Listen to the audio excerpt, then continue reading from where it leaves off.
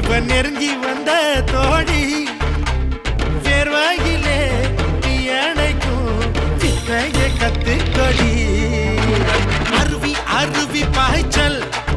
நான் உனக்குள் ஆடும் நீச்சல் அல போல நான் விளையாடினா அலங்காதோ உந்தன் காய்ச்சல்